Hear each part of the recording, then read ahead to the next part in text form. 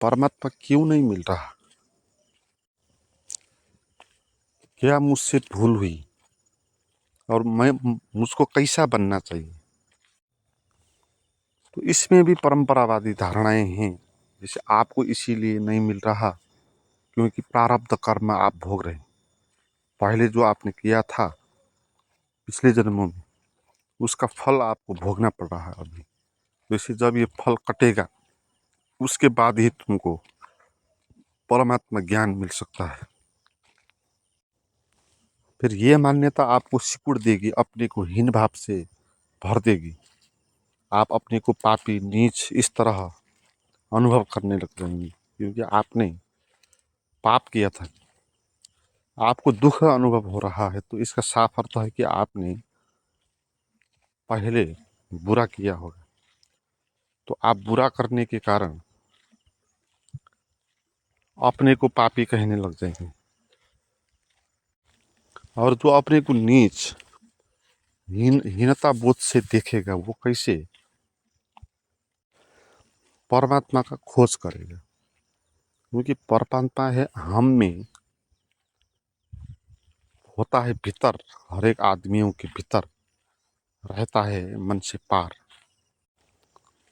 तो अगर कोई अपने को नीच पापी महसूस करेगा तो उसके भीतर का जो परमात्मा है वो भी नीच और पापी हो जाएगा। तो परमात्मा श्रेष्ठ नहीं बनेगा। परमात्मा है श्रेष्ठ, वो एक ऊंचाई है। तो आपको परमात्मा है कि नहीं है तो मुझे अनुभव क्यों नहीं हो रहा? तो इसके गलत कारण लगाएंगे, आप मानेंगे गलत कारणों को, फिर आप रिसर्च के रास्ते से दूर होते जाएंगे। मानेंगे मुझ में कोई कमी है और उस कमी को पूर्ति करना है पहले, तो पूर्ति करने में आप लग जाएंगे। तो मान्यताओं के पीछे आप चले गए और ऐसी बहुत सारी मान्यता है। तो कहीं पर ऐसी मान्यता भी होगी कि आपको इसीलिए नहीं मिल रहा कि आप दान पुण्य नहीं कर रहे हो। तो जितना पुण्य दान आप करो उतना आपको परमात्मा मिलेगा। फिर वो दान और पुण्य करने में लग जाएगा। ये भी अपने को हीन समझने की ही बात है। आपको सेवा करना है क्योंकि आपने पहले गलत किया है, उसको सुधारने के लिए अब आप सेवा करो। तो आपको परमात्मा मिल जाएगा। आप इतना दान करो, पुण्य दो, मगर इसमें आपको मिलेगा नहीं मिलेगा, मगर जो कहने वाला है उसको पैसे मिल जाएंगे। तो हमको सही कारण क्या है उसको ढूंढना है। परमात्मा क्यों अनुभव नहीं हो रहा? क्या गलती हुई है मुझे? क्या मुझे पाप के कारण हो रहा है या मैं कुछ अच्छा नहीं कर रहा हूँ इसके कारण हो रहा है? तो यहाँ पर ऐसा तर्क करें, अगर पूर्व कर्म के कारण मैं बंधन में हूँ तो मेरा पहला कर्म क्यों ऐसा हुआ जो मुझे बाद में बंधन में डाल दे? परमात्मा ने, अस्तित्व ने मुझे पैदा किया और उसने ऐसा आपके भीतर मन डाल दिया जो बाद में जाके गलत भी कर सकता है और बंधन भी पड़ सकता है। ऐसा मन आपको परमात्मा ने दिया। तो फिर ये परमात्मा ने गलत किया, फिर ये परमात्मा हुआ ही नहीं, ये तो कल्याण तो हुआ नहीं। इसीलिए समझना चाहिए यहाँ पर ना अच्छा कर्म कोई होता है ना कोई बुरा होता है। प्रकृति के अपने नियम और गुणों के कारण कर्म होते रहते हैं। शरीर है तो कभी उसमें काम वासना भी पैदा होगा, कभी प्रसन्नता भी पैदा होगी, हंसी भी पैदा होगी, कभी अहंकार पैदा होगा। मगर परमात्मा ने ये आपको दिया नहीं, ये प्रकृति का है। और तुम्हारा शरीर प्रकृति का है, तुम परमात्मा। तो भूल क्या हुई है, यह बात स्पष्ट नहीं होने के कारण हम बंधन में पड़ गए। तो भूल क्या है वो समझ रहे हैं। अगर परमात्मा है, मुझे नहीं मिल रहा है, तो मुझे क्या भूल हो गई? भूल क्या है? कोई कर्म नहीं हो सकता। तो यही आपको आध्यात्मिक संदेश होगा कि आपकी कोई भी गलती नहीं, आपकी कोई भूल नहीं, मगर एक ही भूल है कि आप भूल गए। आपने कोई कर्म ऐसा नहीं किया जो गलती का हो, जो भूल से भरा हो, भूल पे आधारित हो। आपकी गलती इतनी हुई कि आप भूल गए हो। है ना, हम भूल जाते हैं ना, कोई भी बात हो। जैसे चाबी मैंने कहाँ रखी, चश्मा मैंने कहाँ रखा, भूल जाते हैं। तो यहाँ पर हमने कोई बुरा पाप नहीं किया है, इसीलिए यहाँ कोई पाप नहीं होता। आप भूल गए किसी और बातों में, आप एकाग्र थे, इसलिए वो बात आपके मन में प्रवेश नहीं कर पाई और आप भूल गए उस बात को। ऐसा ही भूल हुआ हमसे, हम परमात्मा को भूल गए। परमात्मा हमारे साथ इस तरह था, जैसे चश्मा हम जिसको खोज रहे हैं वो हमारे आँख पे ही था, जिस चाबी को खोज रहे हैं वो हमारे जेब पे ही थी। ऐसे ही परमात्मा आपको अनुभव होगा। जिस परमात्मा को आप ढूंढ रहे हो वो आप ही हो। अद्भुत बात है। जिस चश्मे को आप ढूंढ रहे हो वो आपके आँख पर लगाया ही है, टूटने की कोई आवश्यकता नहीं। ऐसे ही जिस परमात्मा को आप ढूंढ रहे हो आप वही हो, वही परमात्मा हो। तो अब आपको परमात्मा को ढूंढने की कोई आवश्यकता नहीं। तो ये भूलने का जो सिद्धांत है इसको समझना चाहिए, और कैसे वापस आना है, स्मरण क्या है उसको समझना चाहिए। और भूलने के सिद्धांत में ये आधारभूत होगा कि जो चीज़ आपकी सामने होगी उसको आप ज़्यादा भूल जाएंगे, जो दूर की होगी उसको आप ज़्यादा स्मरण करेंगे। जो आपके आसपास जंगल है, पहाड़ हैं, शहर हैं, वो कैसा है, क्या है, उसकी छवि क्या है, आप भूल जाएंगे, क्योंकि उसको याद करने की आवश्यकता नहीं, वहीं पर आप है। मगर दूर जब आप कहीं घूमने जाएंगे, दूसरे शहर में, दूसरे पहाड़ में, तो वहाँ को आप ज़्यादा स्मरण करेंगे। वहाँ कैसा था, क्या था, वो आप सब बताएंगे। जो आज का है, अभी का है, उसको आप भूलेंगे, उसका कोई महत्व नहीं। जो आपके पास अभी नहीं है, जो 1-2 साल की बात है, वो बात आपको ज़्यादा स्मरण में आएगी। और इसमें यह अद्भुत बात है कि परमात्मा को भी हम इसी तरह भूल गए। जैसे नज़दीक का होने के कारण भूल गए थे,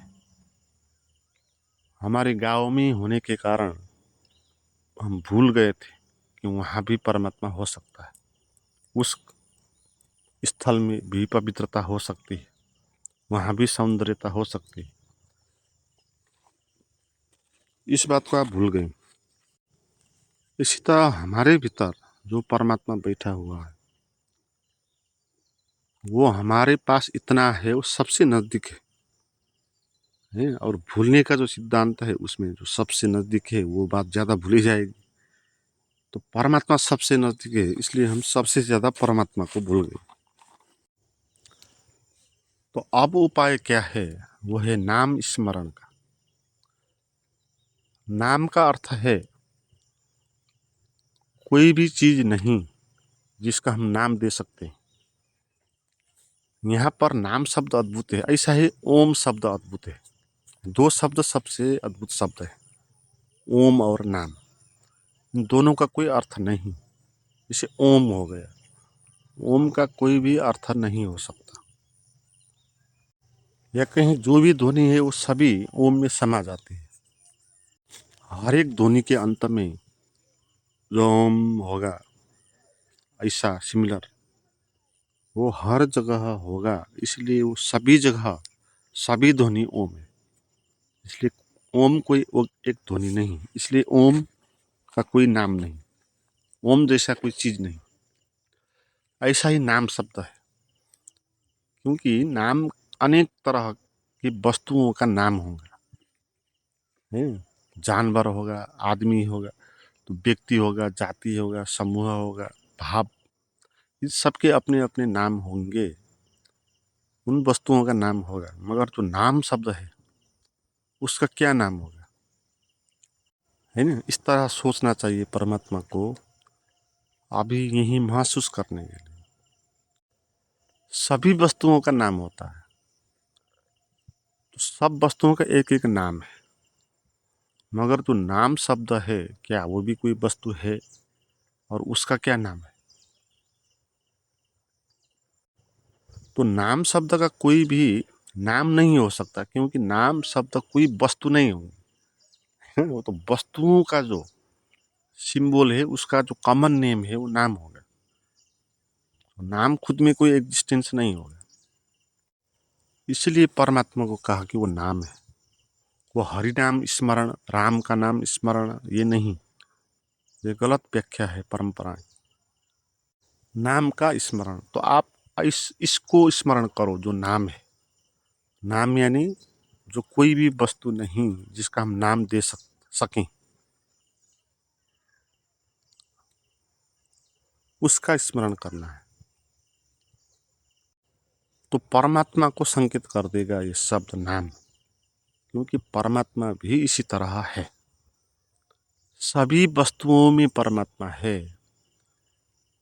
जैसे नाम सभी वस्तुओं का है, ऐसे ही परमात्मा भी सभी जगह है, सभी वस्तुओं में है।